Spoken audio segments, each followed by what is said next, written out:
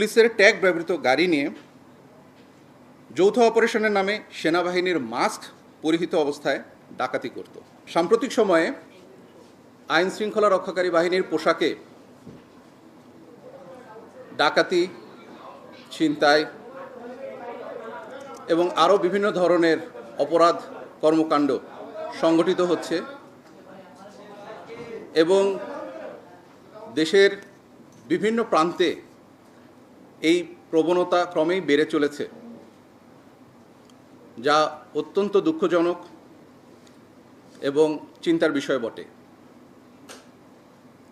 এই বিষয়গুলোকে আমলে নিয়ে র্যাবের গোয়েন্দা সংস্থা এবং আমাদের যে সাইবার মনিটরিং টিম আছে, আমরা নিরলসভাবে চেষ্টা করে যাচ্ছি যখনই এই সংক্রান্তে কোনো তথ্য, কোনো ভিডিও, কোনো কিছু পাওয়া যাচ্ছে, সেটা সামাজিক গণমাধ্যমে হোক অথবা কোনো সংবাদ মাধ্যমে হোক, অথবা এটা যদি কোনো এলাকাতেও জানা যায়, সাথে সাথেই আমাদের টিম সেখানে কাজ শুরু করে দিচ্ছে। যথাযথভাবে তথ্য উপাত্ত সংগ্রহ করে আমরা চেষ্টা করছি যে যারা অপরাধী আছে তাদেরকে যথাসময়ে, দ্রুততম সময়ে আইনের আওতায় আনার জন্য। এরই ধারাবাহিকতায় র্যাব 3-এর আভিযানিক দল গোপন সংবাদের ভিত্তিতে গত 1 মে 2026 তারিখ সকাল 10:30 ঢাকা মহানগরীর ডেমরা থানাধীন আমান মার্কেট মেন্দিপুর এলাকায় অভিযান পরিচালনা করে ডাকাতি প্রস্তুতকালে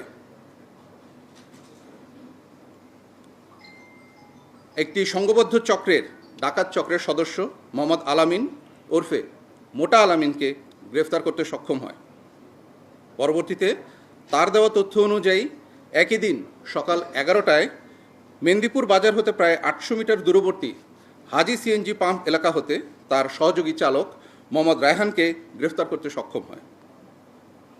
গ্রেফতারের সময় তাদের নিকট হতে একটি বিদেশি পিস্তল, একটি ম্যাগাজিন, 4 রাউন্ড গুলি, একটি মাইক্রোবাস, 2টি ভুয়া গাড়ির নাম্বার প্লেট, 6টি র্যাব কোটি, 2টি হ্যান্ডকাপ, একটি ওয়াকি টকি, একটি পুলিশ লেখা স্টিকার, একটি লেজার লাইট, 2টি পুলিশ ব্যাটন, একটি ওয়াইফাই পকেট রাউটার, একটি সেনাবাহিনী মাস্ক এবং 2টি স্মার্টফোন উদ্ধার করা হয়।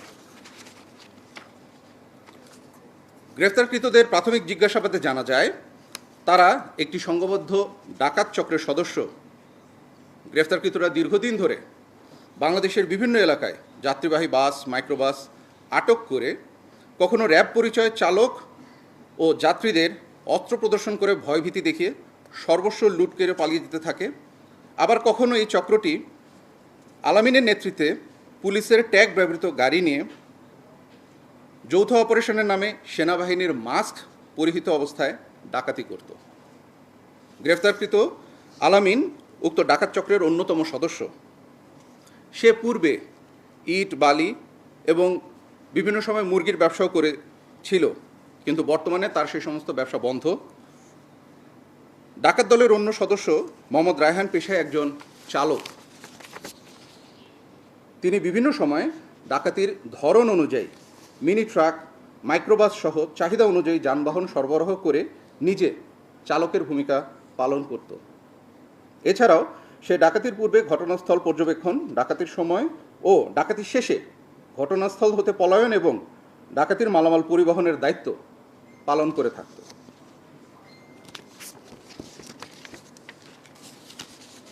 এবার আসি, যে 2জন অপরাধীকে গ্রেফতার করা হয়েছে তাদের ভেতরে আলামিন ওরফে মোটা আলামিনের বিরুদ্ধে ঢাকা মহানগরীর খিলগাঁও থানায় একটি ডাকাতি, কেরানীগঞ্জ থানায় একটি অস্ত্র মামলা, 2টি ডাকাতি মামলা, মুগদা থানায় একটি চুরির মামলা, নারায়ণগঞ্জের সিদ্ধিরগঞ্জ থানায় একটি ডাকাতির মামলা, রূপগঞ্জ থানায় একটি ডাকাতি মামলা ও টাঙ্গাইল জেলার সদর থানায় একটি ডাকাতি মামলা সহ মোট 8টি মামলা রয়েছে।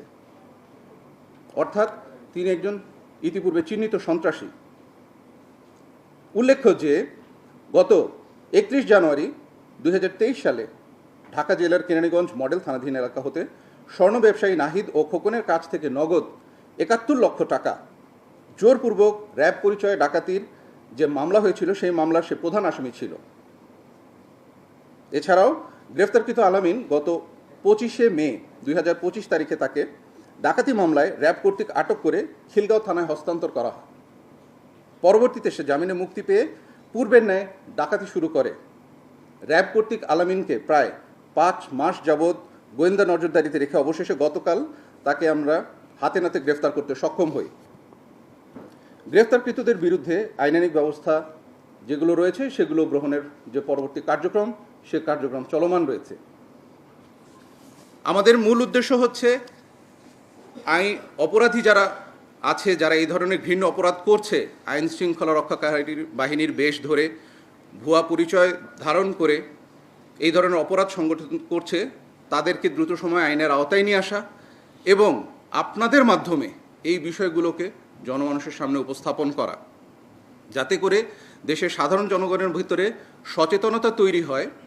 এবং দুঃখের বিষয় হচ্ছে যে যখন এই ধরনের অপরাধ সংগঠিত হয় তারা অতি দ্রুততার সাথে ঘটনাগুলো সংগঠিত করে, যাতে করে জনসাধারণ তাদেরকে চ্যালেঞ্জ করার জন্য খুব একটা সময় পায় না। তো সেই সুবিধাটা নিয়েই তারা এই ধরনের অপকর্মগুলো সংগঠিত করছে।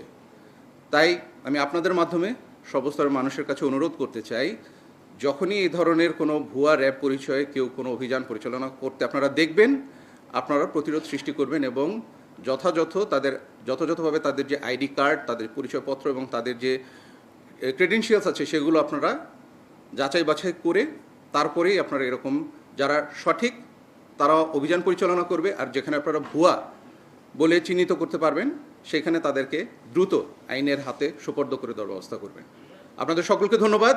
যদি কোনো জিজ্ঞাসা থাকে করতে পারেন, চেষ্টা করব। ধন্যবাদ।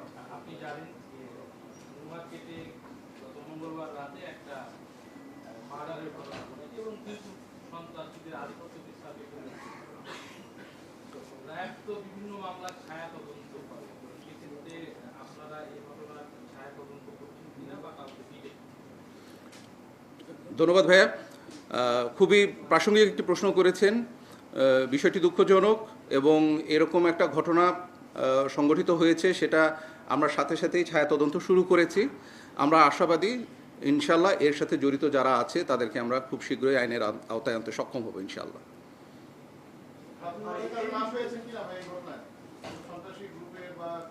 বিষয়টি যেহেতু এখনো তদন্তাধীন এবং নিরাপত্তার স্বার্থে অথবা এই মামলার স্বার্থে সার্থকতার স্বার্থে আসলে এই বিষয়টি এখনই আপনাদের সামনে বলা সম্ভব হচ্ছে না।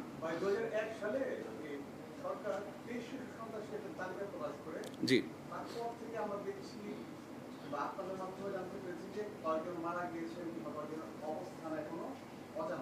আচ্ছা, জামিনে মুক্তিও পেয়েছে। তারপর থেকে সন্ত্রাসী কার্যক্রম বেড়ে গেছে এবং লাস্ট ইনসিডেন্ট সেই ঘটনায়ও সন্ত্রাসী নাম আসছে, নাম আসতেছে। আমার প্রশ্ন হচ্ছে যারা জামিনে বের হয়েছে তারা একদম দেশে অবস্থান করছে কিনা, কিংবা ওই কিছু সন্ত্রাসী শীর্ষ সন্ত্রাসী রয়েছে তাদের অবস্থান সম্পর্কে জানেন কিনা বা কয়জন এখন বেঁচে আছে। এছাড়া এইটা কি বেশি আছে সংখ্যা নাকি আরো বেড়েছে? ধন্যবাদ জনি ভাই। আসলে আপনার এই প্রশ্নের উত্তর কিন্তু আমাদের আজকের এই মিডিয়া ব্রিফিংয়ের ভেতরেই আছে। সেটা হচ্ছে যারা ডাকাতি বা অন্যান্য মামলায় যারা আদালতে মানে আইনের আওতায় যায় আবার সেখান থেকে বের হয়ে আসে, সেগুলো কিন্তু আমাদের পর্যবেক্ষণে থাকে, আমাদের নজরদারিতে থাকে। তার উদাহরণ হচ্ছে আজকের এটি।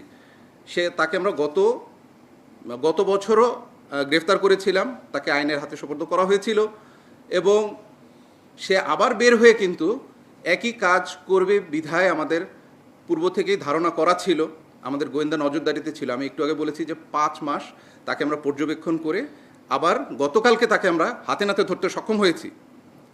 এর অর্থ হচ্ছে এইটা শুধু একটা ডাকাতির মামলা বলেই বলবো না, এই ধরনের এর চেয়ে বড় সন্ত্রাসী যারা আছে তারা সবাই আমাদের গোয়েন্দা নজরদারিতে থাকে এবং সার্বক্ষণিকভাবে পুরো দেশেই র্যাবের গোয়েন্দা নজরদারিতে সাদা পোশাকে আমাদের দল কার্যক্রম চালিয়ে যাচ্ছে এবং সেটা শীর্ষ সন্ত্রাসী হোক যে কোনো সন্ত্রাসী হোক, তাদেরকে সার্বক্ষণিকভাবে আমরা নজরদারিতে রাখি।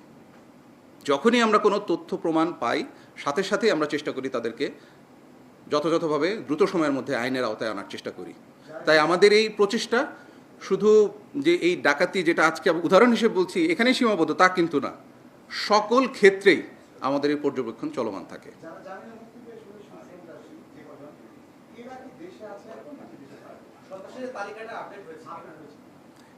তালিকা হচ্ছে একটা চলমান প্রক্রিয়া। এখানে একটা তালিকা করা হলে যে সেই তালিকা ওই দিন ওই ক্ষণের জন্য যে সীমাবদ্ধ হয়ে থাকবে বিষয়টা তা না। আমাদের আইন শৃঙ্খলা রক্ষাকারী বাহিনীর কাজ হচ্ছে 24/7। সো এখানে আমরা সার্বক্ষণিকভাবে আমাদের এই তালিকাগুলোকে হালনাগাদ করতে থাকি। এই তালিকাগুলোর ভেতরে যে নামগুলো থাকে, এখানে নতুন করে নাম সংযোজিত হতে থাকে, পুরনো তালিকায় যারা আছে তাদের তথ্য উপাত্ত হালনাগাদ হতে থাকে। তাই এই তালিকাগুলো আমাদের কাছে আছে এবং সেই তালিকা অনুযায়ী আমরা পর্যবেক্ষণ করছি। এদের ভেতরে কে দেশে আছে, কে দেশের বাহিরে, এভাবে করে একটা মিডিয়া ব্রিফিংয়ে এই মুহূর্তেই রেডিভাবে একেবারে উপস্থাপন করা সম্ভব না। সেটা আপনিও জানেন, আমিও জানি, ঠিক আছে। তো আমাদের কাছে তালিকাগুলো থাকে এবং আমরা সার্বক্ষণিকভাবে তাদেরকে পর্যবেক্ষণ করি। আর যদি কেউ এর ভেতরে কোনো ধরনের অপকর্ম করার চেষ্টা করে, সংগঠন করার চেষ্টা করে, আমরা চেষ্টা করি তাদেরকে প্রতিহত করতে, আইনের আওতায় নিয়ে আসতে। ধন্যবাদ। এই অভিযানটি পরিচালনা করেছিল আমাদের র্যাব 3 এবং র্যাব 3-এর সিও আমাদের সাথে উপস্থিত আছেন। আমি ওনাকে অনুরোধ করব এই বিষয়ে একটু আলোকপাত করার জন্য। ধন্যবাদ। শুনতে পাচ্ছেন? আচ্ছা, হ্যান্ডকাফের ব্যাপারে যেটা বলছেন, হ্যান্ডকাফে আপনি যদি লক্ষ্য করে থাকবেন, আমাদের পুলিশে ব্যবহৃত যে হ্যান্ডকাফগুলো আছে সেগুলোর মধ্যে পুলিশের মনোগ্রাম সিল মারা থাকে। এই হ্যান্ডকাফগুলোর মধ্যে আমরা সেই সিলগুলো পাচ্ছি। তো ধারণা করা যাচ্ছে যে এগুলো পুলিশের যে হারানো হ্যান্ডকাফ, সেই হ্যান্ডকাফগুলোর মধ্যে হতে পারে। বাট এটা কোন জায়গা থেকে তারা নিয়েছে এই ব্যাপারে তারা কোনো সদুত্তর আমাদের কাছে দেয়নি।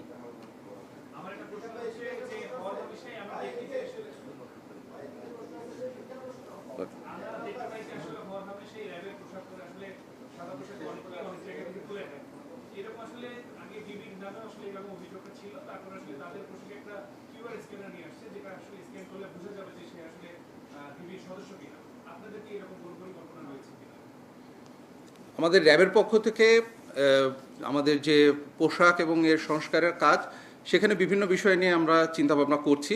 বিষয়গুলোকে এখনও ইমপ্লিমেন্ট করা হয়নি, হয়তো অদূর ভবিষ্যতে এরকম ব্যবস্থা র্যাবের পক্ষ থেকেও গ্রহণ করা হবে। ধন্যবাদ। জি ভাই। এবং আমি এখন এই মুহূর্তে ব্রিফিং করতে এসে আমারও আইডি কার্ড আমার সাথে আছে। তো এমন প্রত্যেক র্যাব সদস্যর কাছে র্যাবের যে হলোগ্রাম স্টিকার সংযুক্ত যে আইডি কার্ড, এই আইডি কার্ড সাথে থাকবে। এটা হচ্ছে দ্বিতীয়। এই দুটো দিয়ে মোটামুটি প্রাথমিকভাবে চিহ্নিত করা যায় যে যে অভিযান দল আসছে, অভিযান পরিচালনা করছে, তারা কি র্যাব সদস্য কিনা। যদিও কোটিটা হয়তো বাহিরে বানানো যেতে পারে বা কাছাকাছি রকমের একটা কোটি তারা উপস্থাপন করতে পারবে, কিন্তু এই র্যাবের যে আইডি কার্ড হলোগ্রাম স্টিকারযুক্ত, এটা তারা উপস্থাপন করতে পারবে না। তাই এই দুটো দিয়েই প্রাথমিকভাবে চিহ্নিত করা যেতে পারে যে কে এক আসল র্যাব সদস্য বা কোনটি ভুয়া র্যাব পরিচয়ে এরকম অপরাধ সংগঠিত করছে। এরপরে দ্বিতীয় প্রশ্নটার উত্তর, যে যারা এই ধরনের ডাকাতি, ছিনতাই এবং এই ধরনের কাজে সম্পৃক্ত থাকে, তাদের নিজস্ব একটা সিন্ডিকেট থাকে, যে তারা এই ডাকাতি করার জিনিসপত্রগুলো কোথায় তারা আবার এগুলোকে ডিসপোজ করবে বা কোথায় গিয়ে নিয়ে বিক্রি করার ব্যবস্থা করবে। তো সেক্ষেত্রেও আমাদের গোয়েন্দা নজরদারি চলমান থাকে এবং সেখান থেকেও আমরা অনেক সময় আপনারা দেখবেন যে ডাকাতি পরবর্তী সময় ডাকাতির মাধ্যমে যে তারা যেই ধরনের জিনিসপত্রগুলোকে নিয়ে যায়, মানুষের কাছ থেকে ছিনিয়ে নিয়ে যায়, সেগুলোকে আমরা উদ্ধার করতে সক্ষম হই। তো এই নেটওয়ার্কগুলোকেও আমরা চিহ্নিত করার ব্যবস্থা করি এবং প্রায়শই আমরা সফলভাবে সেখান থেকে জিনিসপত্র উদ্ধার করতে সক্ষম হই, তাদেরকেও আইনের আওতায় আনতে সক্ষম হই। এবার আসছি প্রথম প্রশ্নটায়। আপনার প্রথম প্রশ্নটা ছিল হচ্ছে যে যারা গতকালকে আটক হয়েছে যে দুজন, এর বাইরে আর কেউ ছিল কি না, থাকলে তাদেরকে গ্রেফতারের কোনো ব্যবস্থা করা হয়েছে কি না। এই গতকালকে যখন আমরা এই অভিযানটা পরিচালনা করেছি, তখন আমরা যে মূল হোতা তাকে হাতে নাতে গ্রেফতার করেছি এবং এটি একটা বাজার এলাকায় ছিল। তো যখন তার ব্যাগ থেকে এই জিনিসপত্রগুলো পাওয়া যাচ্ছিল, তখনই তার কাছ থেকেই আমরা তথ্য নিয়ে তারই আধা ঘন্টার মধ্যে আরও 800 গজ দূরে যেখানে তাদের মেইল গাড়িটা রাখা ছিল, সেইখানে যখন আমাদের টিম যায়, তখন সেখান থেকে আমরা গাড়ি এবং গাড়ির ড্রাইভারকে আটক করতে সক্ষম হই। এবং আমাদেরকে যেতে দেখেই তখন তাদের সাথে যে আরও চারজন। যে 4 জন সদস্য ছিল তারা ওখান থেকে পালিয়ে যেতে সক্ষম হয়, কিন্তু আমরা তাদের তথ্য উপাত্ত প্রাথমিক জিজ্ঞাসাবাদে সংগ্রহ করতে সক্ষম হয়েছি। আমরা চেষ্টা করছি তাদেরকেও যত দ্রুত সম্ভব আইনের আওতায় আনার জন্য। ধন্যবাদ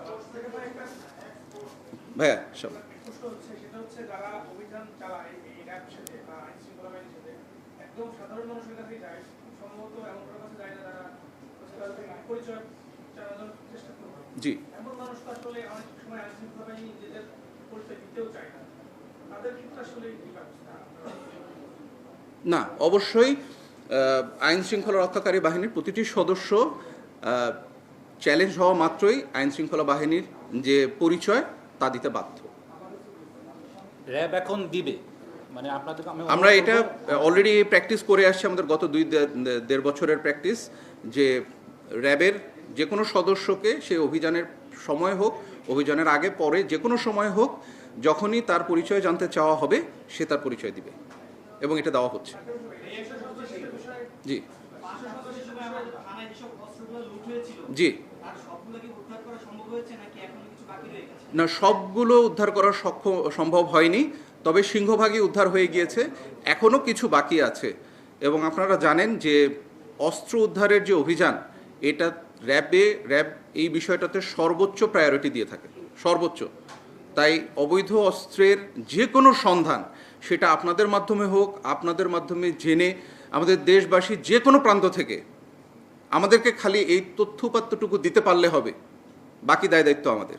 আইন শৃঙ্খলা রক্ষাকারী বাহিনী হিসেবে এবং র্যাবের মুখপাত্র হিসেবে র্যাপিড অ্যাকশন ব্যাটালিয়ন সম্পর্কে আমি বলতে পারি যে অবৈধ অস্ত্র উদ্ধারের অপারেশন আমাদের জন্য সর্বাধিকার প্রাপ্য, এবং আমরা সবার আগে যাব এবং এই জিনিসগুলোকে উদ্ধার করে অপরাধীদেরকে আইনের আওতায় নিয়ে আসবো ইনশাআল্লাহ।